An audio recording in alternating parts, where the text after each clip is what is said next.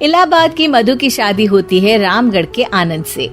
Nature से कामचोर मधु के सामने जब पूरे ससुराल की जिम्मेदारी पड़ती है तो कैसे वो उससे बचने के लिए करती है एक नाटक। चलिए देखते हैं। अरे मधुरानी जरा चाय ला और बेसन घोल ले, बादल बन गए हैं, पकौड़ी बना लेते हैं। ओह, अभी अभी तो दिन का खाना खाया है, अब पकौड़े तल दूं? अरे इतना खाएंगी तो फट जाएंगी, चला तो जाता नहीं इनसे।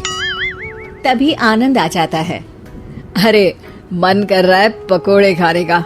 मधु देखो ना, बादल बन गए हैं, ऐसे में पकोड़े मिल जाए तो मजा आ जाए। अरे अभी तो बादल बने हैं, जरा 2-4 बूंद टपक तो जाने दो, बना दूंगी पकोड़े भी। ये बोलकर मधु वहाँ से चली जाती है। अरे मधु बूंदे भी बरस गई, अब तो बना दो पकोड़े।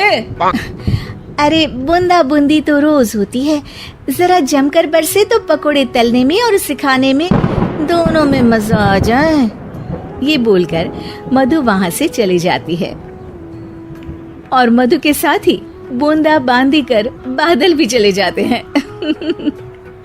मधु अपने कमरे में जाकर कहती है, अरे भगवान, ये सारा कमरा फैला हुआ है, कैसे साफ होगा? तभी मधु को आइडिया आता है और वो जोर जोर से चिल्लाती है, हे भगवान, मेरा 2000 रुपए का नोट कहाँ चला गया? किसी ने देखा क्या मेरा 2000 का नोट? तभी वहाँ मधु की ननद और नौकरानी आ जाती है। अरे भाभी, मैं देख देती हूँ। कैसे देखोगी दीदी, सारा कमरा तो गंदा पड़ा है। अरे हटो ना, मैं साफ किए देती हूँ, मिल गया तो दे दूंगी। अब ननद और नौकरानी 2000 नोट के चक्कर में पूरा कमरा साफ कर देती है और नोट खोया हो तब तो मिले। खैर, ये तो छोटे मोटे ट्रिक्स थे जो मधु काम से बचने के लिए करती, लेकिन अब आना था मधु का मास्टर स्ट्रोक, जिस पे वो अब सिर्फ बैठकर खाने के चक्कर में थी, और वो भी सास को ऑर्डर दे देकर। कैसे, चलिए देखते हैं। एक फ्रेम में एक फोटो है जिसमें सास की सास यानी कि मधु की दादी सास, मोटी बिंदी, काला मोटा चश्मा, कॉटन की साड़ी और चेहरे पर रौब। वहाँ उसी फोटो के नीचे खाट पर बैठी मधु, और मधु का गेटअप बिल्कुल वैसा ही था। मधु दादी सास की भूमिका में कहती है, अरे चंदावती, चंदा रानी, जरा चाय दे मलाई मार कर।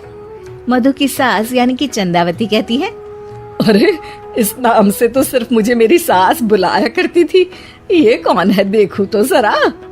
अब सास मधु को अपने सामने अपनी सास की भूमिका में देखकर जोर जोर से हंसती है। मधुरानी, कोई तमाशा चल रहा है या ड्रामा? जाकर चाय लेकर आ। मधु जो कि ये दिखा रही थी कि वो सास की सास है या फिर उसकी आत्मा उसमें आ गई है, वो क्या करती है? चाय और मैं, वो भी तेरे लिए चंदावती। यही सिखाया है तेरी माँ ने। यार, एक तो डायलॉग बदल बहू, तू सास बनकर जो माँ पर सीधे चली आती हो, ये ओल्ड फैशन हो गया है, जरा अपडेट हो जा। और वैसे तू कुछ भी बन, उसके पहले चाय लेकर आ। अभी सास कुछ बोलती कि वहाँ मधुर के ससुर आ जाते हैं। वो मधु को देखते ही पागल सा हो जाते हैं। माँ, मेरी माँ तू वापस आ गई।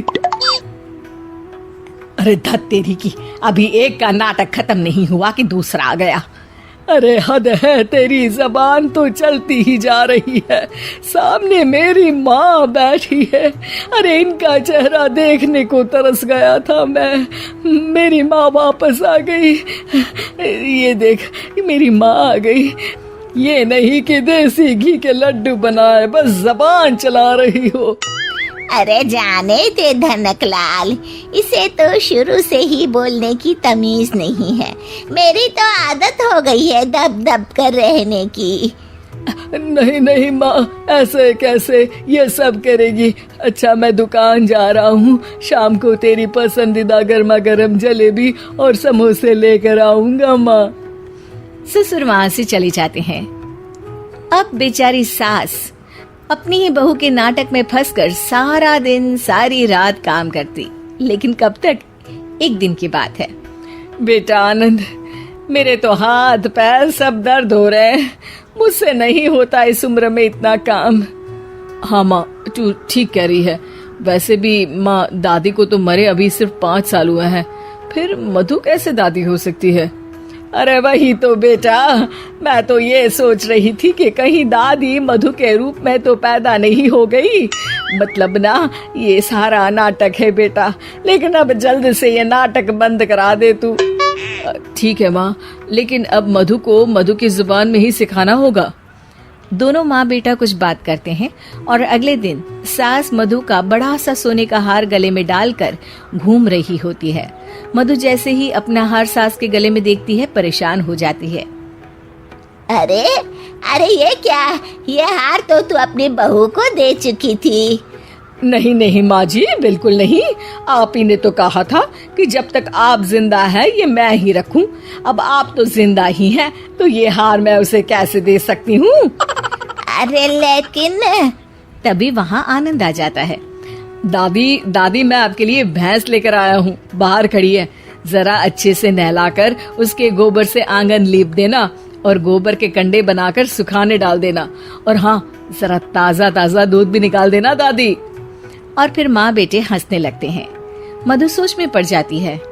भैंस? नहीं नहीं, इतनी बड़ी भैंस की मैं सेवा करूं? ना बाबा बना, मैं तो बहू बनकर घर वालों की ही सेवा कर लूं, उतना ही बहुत है। माँ जी, नहीं नहीं।